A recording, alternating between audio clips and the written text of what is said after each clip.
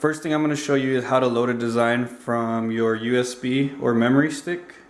So you want to go to Menu, go to the floppy disk, which is letter A. Wait a few seconds, and then there should be the designs on your memory stick will load up on the right side. After that, with your arrow keys, you can scroll down to select the desired design. I'm gonna go ahead and select this design and then hit enter. And as you can see, it'll start loading by this amount of stitches the design has. When you hear that beep, that basically means that the design has been loaded into your memory.